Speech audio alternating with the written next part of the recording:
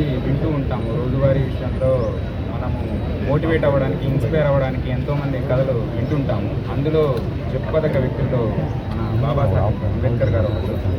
So ఆయన జీవితాన్ని కనుక ఒకసారి చూసినట్లయితే మనం చిన్నప్పటి నుంచి కూడా ఎన్నో రకాల కష్టాలు నష్టాలు ఎదుర్కొని స్కూల్కి వెళ్ళడమే చాలా కష్టమైన విషయం. అట్లాంటిది నడుచుకుంటూ రోజు వెళ్ళేసేసి సో మన దేశానికి కావాల్సిన రాజ్యాంగాన్ని నిర్మాతగా ఎదిగారంటే అది అందరూ స్ఫూర్తి చెందాల్సిన విషయం. అండ్ ఆయన రచించిన మన రాజ్యాంగం ఇప్పటికీ కూడా చాలా పటిష్టంగా ఉంది. సో అందులో ఉన్న ప్రతి విలువ రాజ్యాంగ విలువలే కాకుండా మన సమాజంలో ఉండాల్సిన ప్రతి విలువను కూడా అందులో పొందుపరిచారు. సో ఫండమెంటల్ డ్యూటీస్ అని మనందరికీ మన డ్యూటీస్ గుర్తు చేస్తున్నారు. ఫండమెంటల్ రైట్స్ అని మన దగ్గర మనం ఏదైతే రైట్స్ ఉన్నాయో వాటినన్నిటినీ కూడా గుర్తు చేయడం జరిగింది. సో ఇవన్నీ విలువలు కూడా సమాజంలో ప్రతి ఒక్కరూ ఫాలో అయితే సో కలెక్టర్ సార్ చెప్పినట్లు 200-300 సంవత్సరాలైనా సరే మన సమాజం ఇలానే సుస్థిరంగా ఉంటుందని నేను కోరుకుంటున్నాను.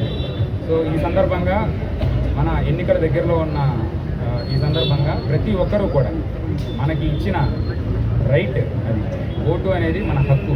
సో ఆ హక్కును వినియోగించుకుంటారని అందరూ కూడా పోలింగ్ స్టేషన్స్కి వెళ్తారని అండ్ అక్కడికి వెళ్ళలేని వారికి కూడా మనకి ఈ ఎలక్షన్ కమిషన్ ఆఫ్ ఇండియా క్లియర్గా చెప్పింది వాళ్ళకి ఓటు హక్కు వేసే విధానానికి ఏర్పాటు చేయడం జరిగింది. సో జిల్లా యంత్రాంగం మొత్తం కూడా అదే పనిలో ఉన్నారు. సో ప్రతి ఒక్కరూ కూడా ఓటు హక్కు వినియోగించాలని కోరుకుంటున్నారు.